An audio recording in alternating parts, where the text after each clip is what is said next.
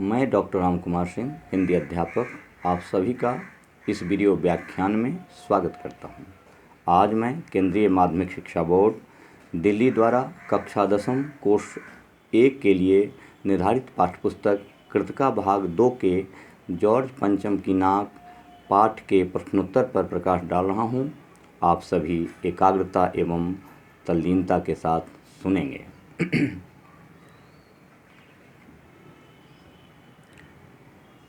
इस जॉर्ज पंचम की नाक पाठ का पहला प्रश्न है, सरकारी तंत्र में जॉर्ज पंचम की नाक लगाने को लेकर जो चिंता या बदहवासी दिखाई देती है वह उनकी किस मानसिकता को दर्शाती है।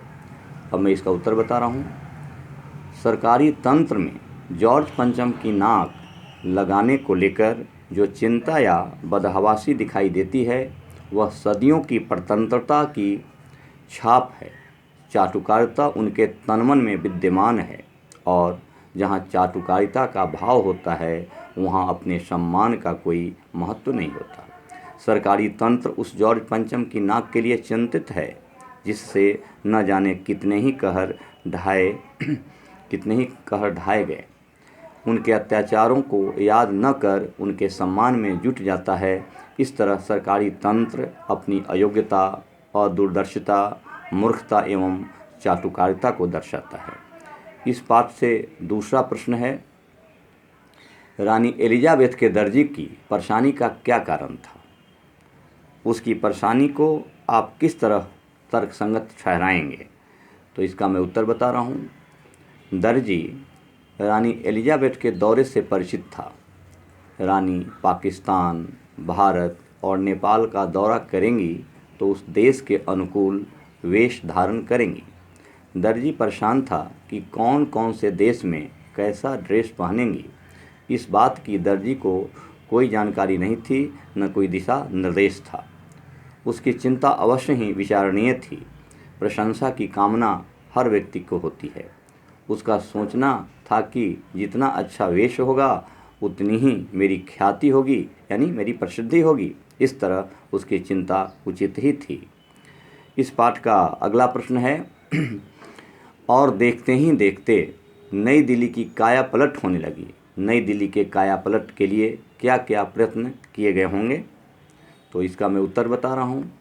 रानी एलिजाबेथ के स्वागत में नई दिल्ली की काया पलट के निम्नलिखित प्रयत्न किए गए होंगे। इसमें पहला है, सरकारी भवनों की साफ सफाई तथा रंग रोशन कर उन्हें चमकाया गया। दूसरा है, स्थान स्थान पर कूड़े करकट के ढेर उठाने का प्रयास किया गया होगा। अगला है, रानी की नज़र कहीं झोंपड़ी झुग्गी बस्तियों पर न पड़ जाए, यह सोचकर उनको स्थानांतरित किया गया होगा। सड़कों को साफ सुथरा कर सजे हुए तोरण द्वार बनाए गए होंगे, जगह जगह बैनर लगाए गए होंगे। तो इस पाठ में इसी पाठ का और भी विस्तार से आप उत्तर दे सकते हैं। तो कहीं कहीं और क्या हुआ होगा तैयारी? कहीं कहीं प्रमुख स्थानों पर देश के सम्मानित नेताओं का झुंड हाथ में पुष्पहार और बुकें आदि लिए खड़े होंगे। अगला, सुरक्षा की दृष्टि से स्थान स्थान पर पुलिस की व्यवस्था की गई होगी। सरकारी भवनों पर झंडे लगाए गए होंगे। ब्रिटेन और भारत की मित्रता के स्लोगन लिखे गए होंगे, यानी नारे लिखे गए होंगे। इस पाठ का अगला प्रश्न है, आज की पत्रकारिता में चर्चित हस्तियों के पहनावे और खान पान संबंधी आदतों आदि के वर्णन का दौर चल रहा है। क, इस प्रकार की पत्रकारिता के बारे में आपके क्या विचार हैं? ख, इस तरह की पत्रकारिता आम जनता विशेषकर युवा पीढ़ी पर क्या प्रभाव डालती है? तो इसका उत्तर है, आज की पत्रकारिता में चर्चित हस्तियों के पहनावे खान पान संबंधी आदतों को व्यर्थ ही वर्णन करने का दौर चल रहा है।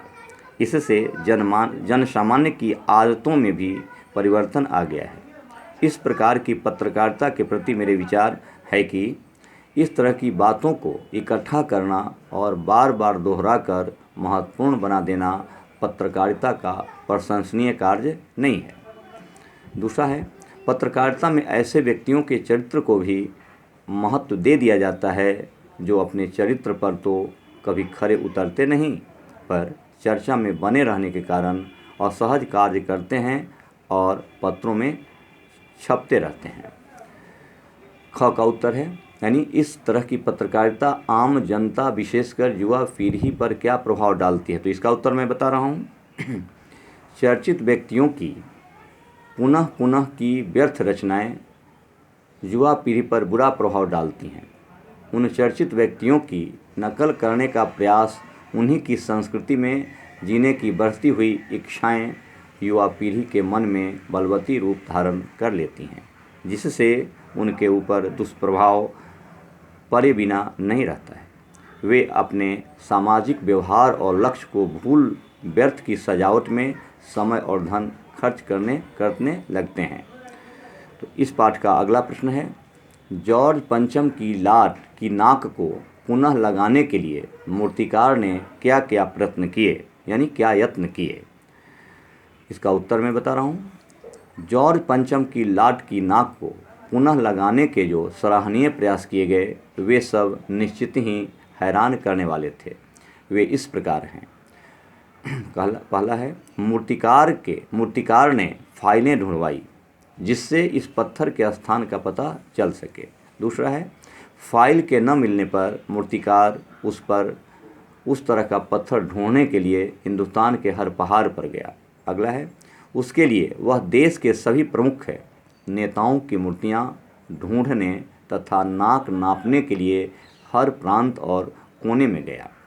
उसने बिहार सेक्रेटेरिएट के सामने सन 42 में शहीद हुए बच्चों की मूर्तियों की नाक नापी, परंतु सभी बड़ी निकली।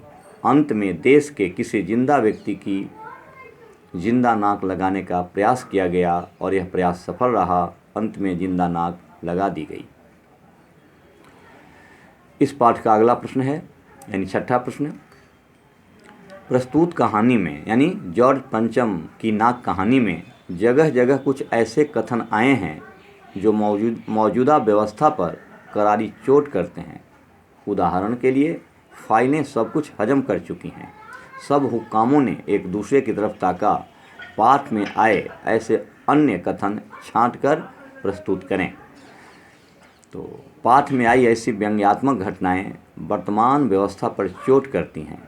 जैसे पहला, शंख इंग्लैंड में बज रहा था, गूंज हिंदुस्तान में हो रही थी। दूसरा है, दिल्ली में सब था, सिर्फ जॉर्ज पंचम की लाट पर नाक नहीं थी।